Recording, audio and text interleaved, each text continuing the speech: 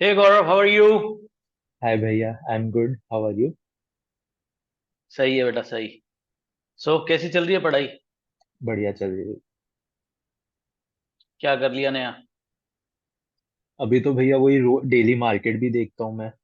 क्या चल रहा है, हम्म। कैसे बिहेव करता है सब, इंडेक्स कैसे बिहेव करते हैं। हम्म। एंड स्टॉक्स की लिस्ट भी लगा रखी है कि कैसे वो बिहेव करते हैं, कैसे ऊपर नीचे डेली होते रहते हैं। ये ट्रैकिंग मार्केट पूरी है ना? न्यूज भी ठीक फॉलो। है। हाँ। यस। ठीक है। तो अभी लास्ट टाइम हमने वो सब तेरे को बताया था कि फंडामेंटल एनालिसिस किस चिड़िया का नाम है और कितनी मुश्किल है। ठीक है।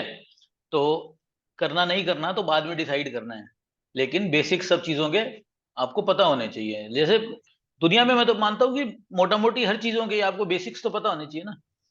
अभी चंद्रयान 3 लैंड करा मून के ऊपर। हम कोई रॉकेट साइंटिस्ट हैं? हमें तो कख नहीं आता। ठीक बात है। लेकिन अगर कुछ तो एक समझ होनी चाहिए कि हाँ, एक रॉकेट होता है, प्रोपल्शन इंजन होता है, उसके अंदर कुछ चीज डाल के ऊपर वो उसको जो अर्थ के है सरफ से बाहर लेके जाते हैं, उसके उसके बाद उसको क्या बोलते हैं, मून के ऑर्बिट में लेके जाते हैं, फिर धीरे धीरे उसको डीएसेलरेट करके और उसके बाद उसको सॉफ्ट लैंडिंग कराते हैं। उसमें से एक लैंडर था, उसके अंदर एक रोवर था। हमें छोटी छोटी चीजें तो पता है ना। तो बेसिक चीजें आपको पता होनी चाहिए। एक जनरल नॉलेज के हिसाब से है, तो मैं उसी हिसाब से तेरे को फंडामेंटल एनालिसिस जो कवर करवा रहा हूँ वो जनरल नॉलेज के हिसाब से कवर करवा रहा हूँ कि आपको बेसिक नॉलेज पता होनी है। दूसरा एस्पेक्ट क्या है बेटा, कि अगर आप फंडामेंटल एनालिसिस का आपको ज्ञान बिल्कुल भी नहीं है, तो उसमें क्या है, लोग आपको है ना ऐसे पागल बना देते हैं। जैसे लोग थोड़ा बहुत टेक्निकल एनालिसिस के नाम पे भी पागल बनाने के धंधे खोल रखे हैं लोगों ने कि भाई ये देखो 2 लाइनें खींचेंगे, 4 लाइनें खींचेंगे, ये देखो इसके ऊपर जाता है प्रॉफिट हो जाएगा, इसके नीचे जाएगा लॉस हो जाएगा। तो इसी तरह से लोगों ने फंडामेंटल एनालिसिस की भी लोगों को डिसीव करने की, डिफ्रॉड करने की दुकानें खोल रखी हैं। इंस्टाग्राम पे, टेलीग्राम पे, ट्विटर पे ये काफी तादाद में पाए जाते हैं। तो आप अगर खुद नॉलेजेबल नहीं हो, आपको बेसिक्स भी नहीं पता, तो आप इन जालसाजों के चक्कर में फंस जाओगे। तो आपको अगर बेसिक्स पता है तो आपको क्लैरिटी रहेगी कि यार ये सब तो मैं भी कर सकता हूँ, या ये कोई रिलायबल चीज नहीं है, समथिंग लाइक दैट। तो इसीलिए अपने लास्ट वीडियो वगैरह में तो हमने, लास्ट क्लास वगैरह में तो हमने कवर करा ही था कि ये हमारे फंडामेंटल एनालिसिस के 3 स्टेप्स होते हैं। इकोनॉमिक एनालिसिस, और उसके बाद सेक्टोरियल एनालिसिस, और फिर company analysis. Yes yes. Economic analysis में बेसिकली इन्वेस्टमेंट के माहौल को एनालाइज करते हैं कि भी इस पूरी कंट्री के अंदर इकोनॉमी डालना चाहिए या नहीं। सेक्टर के अंदर हम उस सेक्टर का देखते हैं कि वो सेक्टर के अंदर सही है या पैसा नहीं। इस वक्त डालना चाहिए या नहीं। और तीसरा फिर हम बहुत सारी कम जब सब कुछ डिसाइड हो जाता है तो फिर उसके बाद बहुत सारी, जैसे 10 15 20 शॉर्टलिस्ट कोई कंपनियां करी, तो उसमें से मान लो 2 में इन्वेस्ट करना है, तो उनके अंदर हम थॉरली फिर एनालाइज करके फिर हम इन्वेस्ट करते हैं। ठीक है। ना हमें टीवी देख के, ना किसी रैंडम कॉल को देख के इस तरह से कभी इन्वेस्ट करना होता। अगर वैसा आप कर रहे हैं तो फिर तो लॉटरी खेल लो, ड्रीम 11 खेल लो, उसके अंदर आपकी कोई टीम कभी जीत जाए कर जाए, तो वो ज्यादा बेटर है ना। कम से कम आप अपने आप को धोखा तो नहीं दे रहे। सही बात। मतलब यू आर, आपको पता है क्या लॉटरी खेल रहे हो, तो लॉटरी खेल रहे हो पता है ना आपको। आप स्टॉक लेके लॉटरी नहीं खेलो। मतलब कहने का मतलब ये है कि आप स्टॉक मार्केट में इन्वेस्टिंग करो तो इन्वेस्टिंग तरीके से करो, उसके पीछे लॉजिक होना चाहिए, अंडरस्टैंडिंग, रीडिंग, मेहनत होनी चाहिए। अदरवाइज अगर आप कुछ ऐसे किसी के कहने से ले रहे हो तो वो लॉटरी खेलने जैसा है, which I strongly discourage. Better you don't do it. तो आज मैं तेरे को बेटा बताऊंगा फंडामेंटल एनालिसिस में स्टॉक वैल्यूएशन वगैरह कैसे होता है। ठीक है। तो इसके ओके। लिए मैंने एक पावर पॉइंट प्रेजेंटेशन बनाई हुई है, वो मैं तेरे साथ स्क्रीन शेयर करता हूँ उसकी, और उसके बाद हम उसके अंदर आगे बढ़ते हैं। ठीक है बेटे? ठीक है।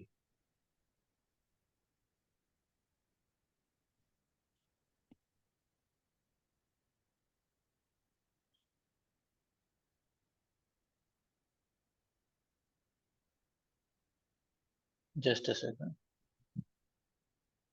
या here we go. So are you able to see my screen? Yes भैया। ठीक है। अब इसके अंदर हमें देखना है स्टॉक को वैल्यू कैसे करना है। Stock valuation in financial market, stock valuation is the method of calculating theoretical values of companies and their stocks. The main use of this method is to predict future market prices, or more generally, potential market prices, and thus to profit from price movement. Stocks that are judged undervalued with respect to their theoretical value are bought, while stocks that are judged overvalued are sold in the expectation that undervalued stock will on the whole rise in value, while over valued stock will on the whole fall. ठीक है, ये concept हमने पहले भी clear करा था कि भाई बेसिकली हम एक स्टॉक की वैल्यूएशन निकालने की कोशिश करते हैं, मार्केट प्राइस नहीं, वैल्यूएशन। मतलब yes. Value is what we get, price is what we pay. So हम वैल्यूएशन निकालते हैं कि यार इसका वैल्यूएशन कितना है, इसका वैल्यूएशन कितना है, क्योंकि ये इन्वेस्टमेंट क्या है, ये कोई कंज्यूमेबल आइटम नहीं है। आप किसी का शेयर जो है उसको खरीद के उसको कंज्यूम नहीं करते, वो आपके पास पड़ा रहता है। You are basically holding ownership right into that company. तो हम क्या कह रहे हैं कि एक कंपनी की वैल्यू इतनी है, उसके अंदर जो ओनरशिप राइट का जो शेयर है उसकी वैल्यू मेरे को उसकी एक्चुअल वैल्यू से थोड़ी सस्ती मिल रही है। जैसे एक साधारण सा एग्जांपल देके बताता हूँ, कई बार एक कंपनी है कोई, जैसे उसका मार्केट कैपिटलाइजेशन 200 करोड़ का है, ठीक है, ठीक है। छोटी कंपनी है, 200 करोड़ का मार्केट कैपिटलाइजेशन है। एकदम से क्या पता लगता है कि यार उस कंपनी के पास में तो एक फला फला जगह पे, लेट से गुड़गांव के अंदर जमीन पड़ी हुई है और इतने इतने एकड़ जमीन है और उसका मार्केट प्राइस लगभग 300 करोड़ होना चाहिए। ओके।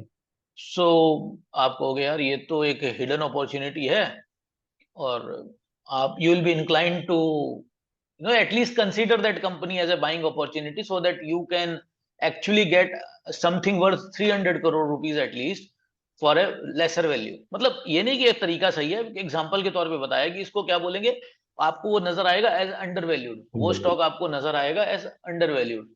और इसी तरह से कोई स्टॉक है उसकी कमाई वाई है नहीं, और आपको पता है कि भाई अगर आपको कोई इन्फॉर्मेशन मिलती है नहीं, या पुरानी इन्फॉर्मेशन को भी एनालाइज करके आपको लगता है कि यार स्टॉक के तो 12 बजने वाले हैं, इनके पास तो कुछ है नहीं, और आप देखते हैं कि वो बहुत ज्यादा बढ़ा हुआ है प्राइस में, उसकी वैल्यू आपको 100 रुपए लगती है और उसका प्राइस चल रहा है 300 रुपए, तो आप क्या कहेंगे कि let's short this. Not shorting की तो अपॉर्चुनिटी इंडिया में नहीं है, क्योंकि इंडिया में अंदर तो वो पहले लेंडिंग एंड बोरोइंग मैकेनिज्म होता था, तो वो तो लेंडिंग एंड बोरोइंग मैकेनिज्म तो I think has already been withdrawn, और it's if even if it's not withdrawn it's ineffective, I believe it's withdrawn। सो आप शॉर्ट तो खाली फ्यूचर के स्टॉक्स में कर सकते हो which is again speculation. But आप क्या कर सकते हो, आपको जब ओवर वैल्यूड कोई चीज लगे करे और आप उसको होल्ड कर रहे हो, तो you can probably liquidate your holdings. तो आपको वैल्यूएशन का कॉन्सेप्ट तो दोनों ही केसेस में समझ आना चाहिए।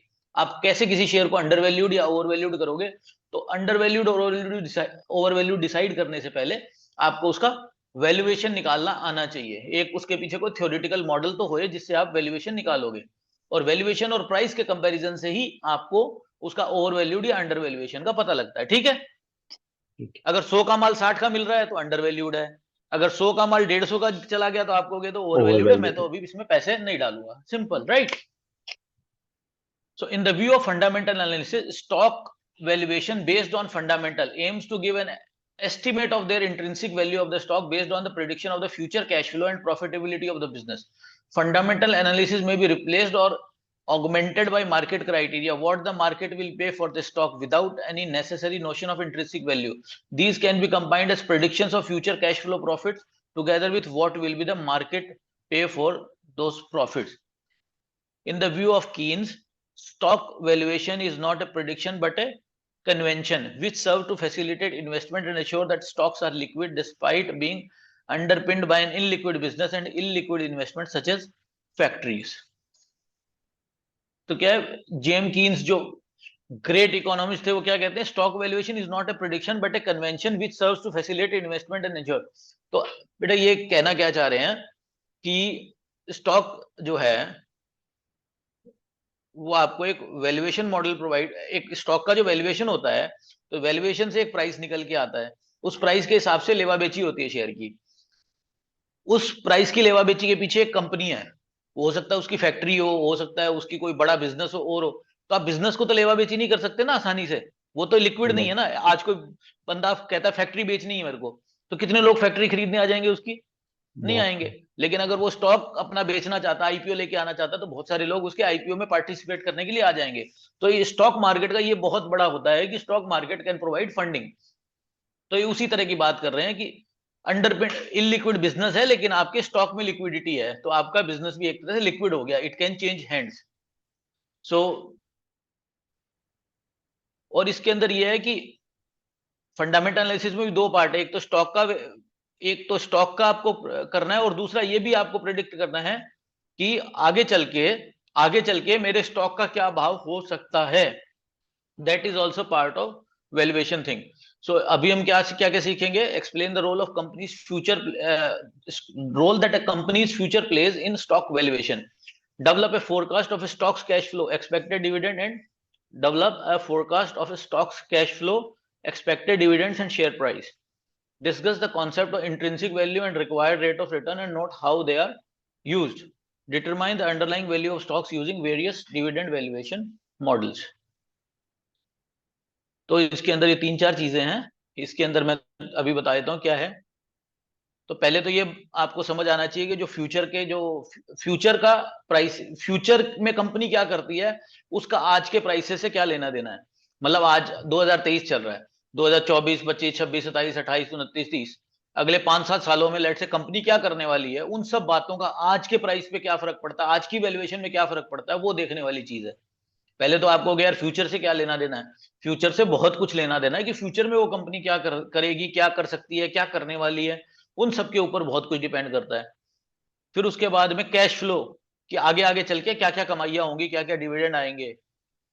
जैसे कि लड़के ने अभी सीए करी है तो कहाँ पे जाके नौकरी करेगा, कितनी तनख्वाह होगी उसकी, क्या कमाएगा, क्या बिजनेस को बढ़ाएगा, जो भी है, तो उसके हिसाब से आज की डेट में हम उसको डिसाइड करते हैं. Discuss the concept of intrinsic value and required rate of returns and note how they are used. Intrinsic value वगैरह के कॉन्सेप्ट की बात करेंगे, आगे चल के समझेंगे कि इंट्रिंसिक वैल्यू से क्या मतलब है. Determine the underlying value of stock using various dividend valuation model. तो ये सब समझने के बाद में हम वैल्यूएशन मॉडल्स के ऊपर भी जाएंगे. ठीक है, ये थोड़ा बहुत तुमने एमबीए में भी पढ़ा होगा, आई एम श्योर. जब तुमने पोस्ट ग्रेजुएट डिप्लोमा करा तब उसके अंदर तुमने ये सब चीजें भी सीखी होंगी थोड़ी बहुत.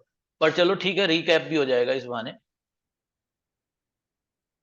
अच्छा, आगे क्या है? The user types of present value based models to drive the value of the stock as well as alternative price relative procedure. Gain a basic appreciation of the procedure used to value different types of stocks from traditional dividend paying share to the growth oriented share.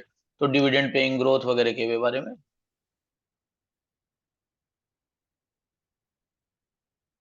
ने क्या लिया था? Future का analysis. Future का क्या भैया, role होता है, राइट? हाँ. हाँ, कैमरा लैग हुआ था. Now it's okay, is it working fine? Yes भैया, यू सी सही मी? है. हाँ. ठीक है. So valuation a company and its future. The single most important issue for the stock valuation process is what a stock will do in future. मतलब सारी कहानी future की है. इसके पीछे क्या थ्योरी है बेटा, कि आपने जो कंपनी पास्ट में करती आ रही है वो तो सबको पता ही है ना. सही कंपनी ने बात. पीछे क्या कमाया, क्या रिजल्ट दिए, क्या क्या कंपनी के अंदर मैनेजमेंट है, क्या क्या कंपनी प्रोडक्ट बेच रही है, क्या अंडर प्रोसेस है, आगे क्या करने वाली है, उसके ऊपर बहुत कुछ डिपेंड करता है. वो कौन से बिजनेसेस करेगी, उसकी ग्रोथ प्रोस्पेक्ट क्या है, वो किस मार्केट, किस किस किस डोमेन में करेगी काम, इस तरह से बड़ा फर्क पड़ता है. Value of A stock depends upon its future returns from A dividend, capital gains and losses. अब ये भी समझो, आज एक कंपनी का शेयर खरीद रहे हो आप एक कंपनी का शेयर जो खरीद रहे हो, उसका जो आप उसके हिसाब से खरीद रहे हो, इसके हिसाब से थोड़ी खरीद रहे हो कि पास्ट में उसने क्या करा. आप इसलिए उसको खरीद रहे हो कि आपको ये देखना है कि आप उसको उसमें इन्वेस्ट करके फ्यूचर में उससे क्या कमा पाओगे. Are you getting my point? क्योंकि यस. आप अब ओनर बन रहे हो, आज ओनर बन रहे हो, तो उस कंपनी के ओनर किसके लिए बन रहे हो? आप फ्यूचर के लिए बन रहे हो. पास्ट में जो कर लिया वो तो पास्ट है, आगे वो कंपनी फ्यूचर में क्या करने वाली है उसके ऊपर डिपेंड करता है. Value of A stock depends upon its future returns from dividend and capital gains losses. Value of A stock depends upon its future returns from dividend and capital gains losses. We use historical data to gain insight into the future direction of a company and its profitability. Historical data से क्या फर्क पड़ता है? Historical data से हमें एक idea लगता है. जैसे एग्जांपल के तौर पे बताता हूँ, कोई कंपनी 5 साल का अपना डाटा आप देखते हो, तो 5 साल का डाटा आप देखते हो, आपको ज्यादा नहीं पता उस कंपनी के बारे में. आपने क्या देखा यार, उसके अंदर 2018 के अंदर तो उसका गेन था 100 करोड़, 2019 में 150 करोड़ आया, फिर 200 आया, 250 आया, ऐसे एग्जैक्टली नहीं आया, मतलब इन दैट रेंज. एक बार भूल जाओ, कोविड वगैरह कुछ हुआ था, आपने क्या देखा कि 5 साल में जो कंपनी 100 करोड़ कमा रही थी, वो कमाते कमाते 250 करोड़ पे आ गई. तो अब आप बच्चे से भी पूछोगे ना, तो वो कहेगा इस साल कितने कमाएगी बेटा, तो कहेगा 300 करोड़ कमाएगी, क्योंकि आपको एक ट्रेंड साइज दिख रहा है और कर रहा है. तो आप उसको, आप ऑब्वियसली बच्चा ने तो बोल दिया खाली, लेकिन एज एनालिस्ट आप उसकी डेप्थ में जाओगे कि वो उसमें ग्रोथ क्यों आएगी, कंपनी का क्या मार्केट शेयर इंक्रीज हो रहा है, या कंपनी जिस डोमेन में काम कर रही है वो ग्रोथ हो रहा है, तो कंपनी का एक्चुअली सेल्स ग्रो क्यों हो रही है, क्या बात है कंपनी में, ऐसी क्या अच्छी खास बात है जो ये कंपनी इतनी तेजी से ग्रोथ हो रही है। अच्छा ग्रोथ चलो इस साल तो हो जाएगी, एज एन एनालिस्ट आप ये भी कोशिश करोगे कि अगले 4-5 सालों तक क्या रहेगा। तो हिस्टोरिकल और तो हिस्टोरिकल भी देखना होता है आपको, पुराना भी देखना होता है, और फ्यूचर के भी आपको प्लान करना होता है। Past results are not a guarantee of future results. तो वही फ्यूचर के 4 साल 5 साल देख लिए, लेकिन आगे के लिए आपको देखने के लिए फिर फ्रेश एनालिसिस करना पड़ेगा। खाली पुराने वाले की लाइन को आप एक्सटेंड कर दोगे तो वो काम नहीं चलेगा। 3 steps are necessary to project key financial variables in the future, forecast future sales and profit। ये भी मैंने बताया ही कि आगे देखना आपको कि अगली कंपनी की सेल्स वगैरह कैसी रहेगी। Forecast future EPS and dividends, EPS मैंने आपको पुरानी स्लाइड्स में बताया था, earning per earning per share share. And dividends. Forecast future stock prices. तो ये 3 तरह के आपको सेल्स एंड प्रॉफिट निकालना है, डिविडेंड निकालना है। तो जो कॉल जो आपने कभी टीवी पे देखा होगा ना, एनालिसिस क्या कह रहे हैं इस कंपनी के बारे में, इस कंपनी की क्या ग्रोथ रहनी चाहिए, तो ऐसे क्या करते हैं ये लोग है ना, फंडामेंटल एनालिसिस करते हैं, but not fundamental analysis that you and me will do. हम लोग क्या करेंगे, हम तो गूगल करेंगे उस कंपनी को, उसकी कंपनी की वेबसाइट की स्टडी कर सकते हैं, हम उसकी एनुअल रिपोर्ट पढ़ लेंगे, उसके बारे में थोड़े बहुत रिव्यूज वगैरह देख लेंगे, तो हमें लगेगा कि हमने एक एनालिसिस कर लिया है। But that is not the right thing, और just that is just a part of fundamental analysis. Fundamental analysis जो एक्चुअली करते हैं वो, अगेन पहले तो सेक्टर में जाएंगे, जैसे किसी को टायर कंपनी में इन्वेस्ट करना समझ आ रहा है, तो टायर कंपनियों के पहले तो वो टायर सेक्टर की पूरा देखेगा, मतलब उससे पहले तो वो ऑटोमोबाइल सेक्टर देखेगा, ऑटोमोबाइल सेक्टर के बाद में वो फिर एंसिलरी की चीजें देखेगा। एंसिलरी में उसको समझ आएगा कि यार एंसिलरी में बहुत सारी चीजें हैं, बैटरी बनाने वाला है कोई, इलेक्ट्रॉनिक्स बनाने वाला है कोई, टायर बनाने वाला है। फिर उसने टायर का शॉर्ट लिस्ट करा, टायर को शॉर्ट लिस्ट करने के बाद उसमें कितनी सारी कंपनियां आएंगी टायर वाली में, बड़ी छोटी हर साइज की कंपनियां आएंगी, और उसके अंदर फिर आपको सेगमेंट अच्छे से देख के करके अब आप उसके अंदर घुसते हो।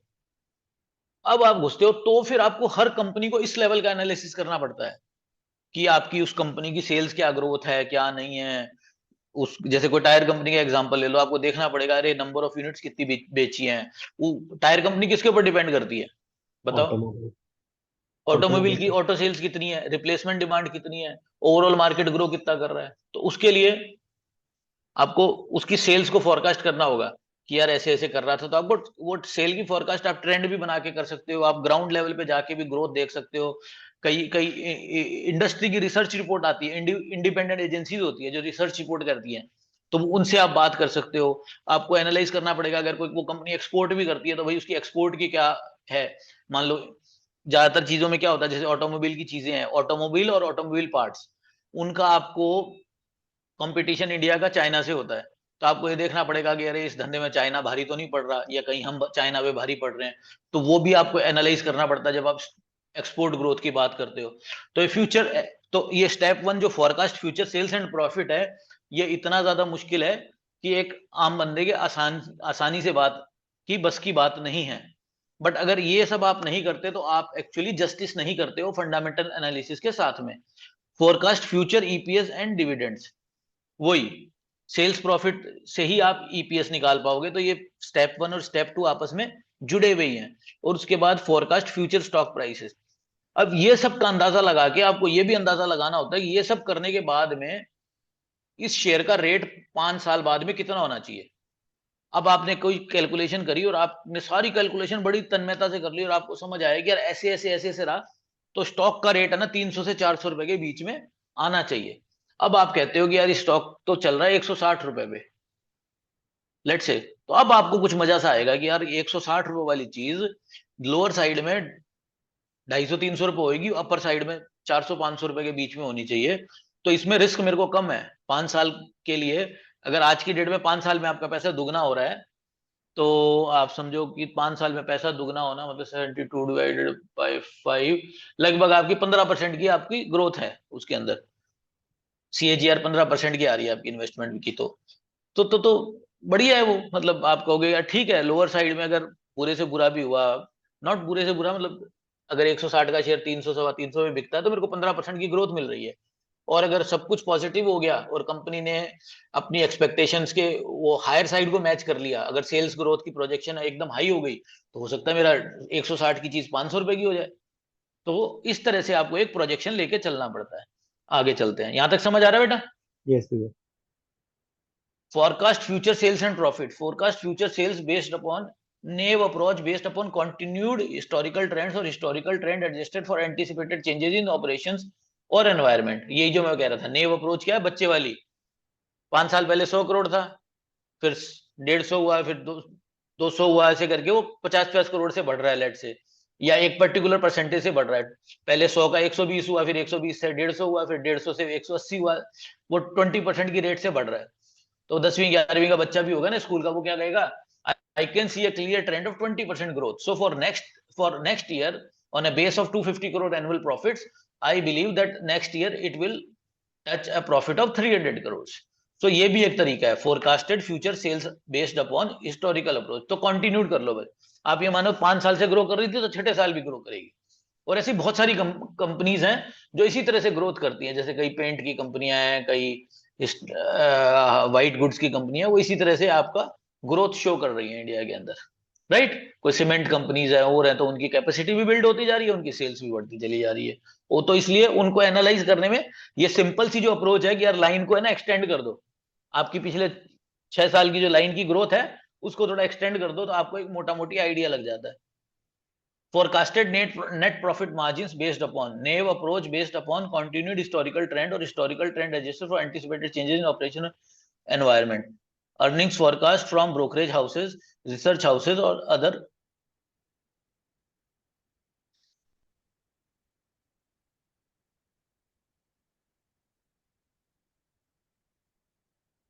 इसके अंदर आप क्या कर रहे हो? Profit margin based upon.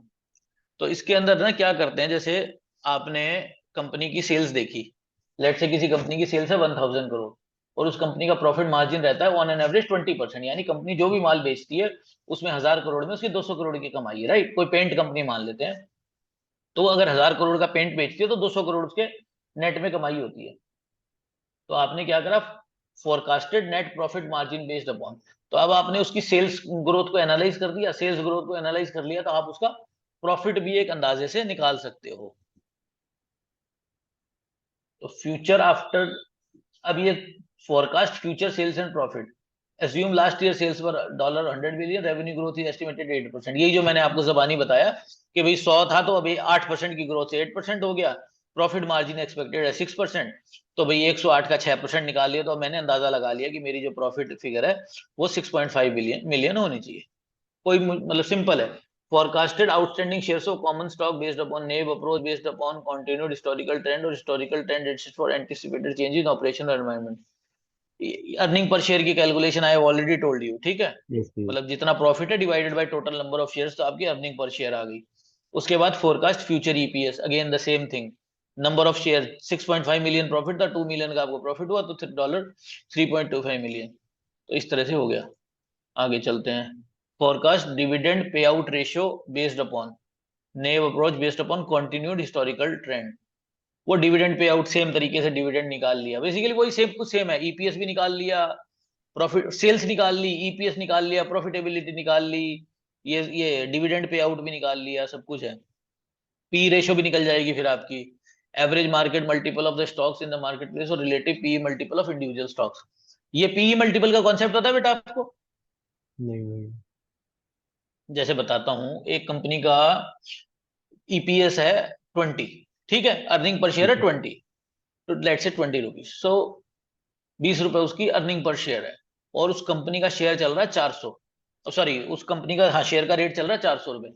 तो उसका पी रेशियो कितनी होगी? पी रेशियो आपको पहले मैं बता चुका हूँ, प्राइस टू अर्निंग रेशियो है, यानी उसको 20 रुपए कमाने के लिए उसका अर्निंग पर शेयर है 20 रुपए और शेयर का रेट चल रहा है 400, यानी आपको 400 रुपए की इन्वेस्टमेंट के ऊपर 20 रुपए मिल रहा है, यानी आपका अर्निंग पर पी रेशियो जो होगी ना, मतलब एक तरफ प्राइस है, प्राइस 400 है, डिवाइडेड बाय अर्निंग 20, तो 400 ठीक है। डिवाइडेड बाय 20, तो आपकी पी रेशियो हो जाएगी 20। पी रेशियो क्या होगी? It's ratio 20। Between prices and earnings, तो पी रेशियो होगी 20। वैसे हुआ 20:1, बट इसको आम भाषा में बोलते हैं पी रेशियो 20 की होगी। तो अब आप क्या करते हो? पर वो प्राइस तो फ्लक्चुएट करता रहता है ना शेयर मार्केट में, हमने देखा है, आप ऑब्जर्व कर रहे हो। आज उसी शेयर का प्राइस है 1800 हो गया, उसी शेयर का प्राइस है थोड़े टाइम बाद में 2100 भी हो जाता है, 1900 हो जाता है, 2200 हो जाता है। तो ये बेसिकली फिर क्या हो रहा है, अर्निंग तो रोज की रोज थोड़ी चेंज हो रही है, अर्निंग तो जो होनी है वो होगी। तो ये क्या हो रहा है, पी रेशियो कम हो रही है, कभी 18 हो रही है, कभी 20 हो रही है, कभी 22 हो रही है इस शेयर की, लेट से। तो आपने क्या निकाला, एवरेज मार्केट मल्टीपल निकाल लिया कि यार ये है ना, इसकी P ratio on an average 20 के आसपास घूमती है, इसकी पी रेशियो, इस शेयर की पी रेशियो 20 के आसपास घूमती है। तो उसके बाद आप क्या करते हो कि उसकी अर्निंग आपने निकाल ली। तो अर्निंग निकाल ली, अब लेट से उस कंपनी की आपने अर्निंग निकाली कि यार इसकी 2 साल बाद में 25 रुपए की इसकी अर्निंग हो जाएगी, आपने फोरकास्ट कर लिया 25 रुपए का। तो आप पी रेशो आप क्या देखते आ रहे हो, अगर पिछले 2-3 सालों में इसकी पी रेशो 20 के आसपास घूमती है, तो आपने उसकी कंपनी का शेयर मार्केट प्राइस कैसे निकाला, 25 × 20। तो अब आपका एस्टिमेटेड प्राइस 2 साल बाद में 500 रुपए हो गया। अब वही शेयर आपको अगर 300 रुपए में मिल रहा है, तो आप कहोगे लेट्स ग्रैब इट, कि 2 साल बाद में जो 300 वाली चीज वो 500 की बिकेगी, तो आपके लिए वो एक अच्छी अपॉर्चुनिटी है शायद। तो इस तरह से 3 स्टेप हो गए, पहले हमने अर्निंग्स वगैरह निकाली, फिर उसके बाद उसके हिसाब से उसके पीरियड। ये सारे फ्यूचर के हमने एक्स्ट्रापोलेट करा, और फ्यूचर का एक्स्ट्रापोलेट करके फ्यूचर के प्राइसेस भी हमने एक्स्ट्रापोलेट कर लिए, कैसे निकाले, पी मल्टीपल से। और उससे हमने फिर कंपनी का एक वैल्यूएशन निकाल लिया, जैसे है ईपीएस निकाला 3.25, पी रेशियो 17.5, 56.88 हो गया। तो इस तरह से द एस्टिमेटेड स्टॉक प्राइस है। तो इस तरह से हमने आने वाले 2-3 सालों का शेयर का क्या क्या हो सकता है, हमने एक कॉन्सेप्ट बना लिया। तो आपने कभी देखा होगा ना, ब्रोकरेज रिपोर्ट आई है, इसके अंदर वो बाय बोल रहे हैं, इसके अंदर सेल बोल रहे हैं, या कोई कई बारी कोई कोई इंडिपेंडेंट रिसर्चर्स होते हैं, वो इस तरह की बातें करते हैं कि इसको ओवर वैल्यूड है, अंडर वैल्यूड है, ये वो करके। तो ये सब चीजें इसी का नाम है, इसी के अंदर हम ये सब इस तरह की एनालिसिस वो लोग करते हैं, मतलब उनकी अगर रिपोर्ट पढ़ो थोड़ा सा कभी, तो उनके अंदर वो इसी तरह की बातें करते हैं, स्टॉक की ग्रोथ होएगी, ये होएगी, वो होएगी करके, इस तरह से एक एस्टिमेटेड वैल्यूएशन करते हैं। और उसी के हिसाब से वो अपने क्लाइंट्स को इन्वेस्ट करने की अपनी रिकमेंडेशंस वगैरह देते हैं। तो उनका बेसिस इसी तरह का एनालिसिस होता है मोटा मोटी। सो एक बारी बेटा यहीं रुकते हैं, ठीक स्लाइड है की भैया। काफी लंबी है, we are half way through, and then okay. We will continue it later, okay बेटा। ओके।